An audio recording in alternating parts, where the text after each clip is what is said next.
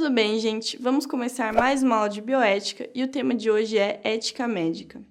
Bom, no Brasil existe um Código de Ética Médica, que eu já mencionei para vocês em outras aulas. É a Resolução 1931 de 2009, do Conselho Federal de Medicina, e ela estabelece normas que devem ser seguidas pelos médicos no exercício da profissão, inclusive no exercício de atividades relacionadas ao ensino, pesquisa e administração de serviços de saúde, e qualquer outra atividade que utilize o conhecimento que vem do estudo da medicina.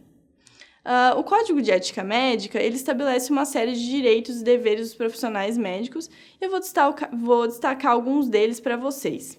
Primeiro, o médico deve guardar absoluto respeito pelo ser humano e atuar sempre em seu benefício, jamais utilizando seus conhecimentos para causar sofrimento físico ou moral, para o extermínio do ser humano ou para permitir e acobertar tentativa contra sua dignidade e integridade. O médico exercerá sua profissão com autonomia, não sendo obrigado a prestar serviços que contrariem os ditames de sua consciência ou a quem não deseje, excetuadas as situações de ausência de outro médico, em caso de urgência ou emergência, ou quando sua recusa possa trazer danos à saúde do paciente.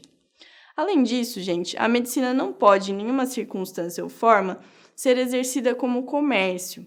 E exatamente por isso, o trabalho do médico não pode ser explorado por terceiros com objetivos de lucro e nem com finalidade política ou religiosa. E, pessoal, um médico que fica sabendo de que outro médico infringiu as disposições do Código de Ética Médica não pode se eximir de denunciar esses atos. Um dos princípios fundamentais da prática da medicina é esse, e ele aparece na resolução. Agora, se o médico ficar sabendo de algo em relação a um paciente, bom, nesse caso, mesmo que seja algo que pode ser configurado como crime, por exemplo, se uma paciente chega no hospital para ser atendida e o médico, após a realização de exames, percebe que ela realizou um aborto, fora daquelas situações de exceção, a punibilidade do aborto. Gente, pelo Código de Ética Médica, se o médico denunciar essa paciente, ele estaria quebrando o sigilo profissional, que está previsto no artigo 73 do Código de Ética Médica, e poderia, inclusive, ser alvo de um processo administrativo. E agora, gente, é interessante a gente lembrar de um caso que foi decidido pela 6ª turma do STJ com relação à transfusão de sangue e testemunha de Jeová. Pessoal, as pessoas que seguem a religião Testemunha de Jeová, que tem origem cristã, possuem como uma de suas crenças e valores a recusa à realização de transfusão de sangue.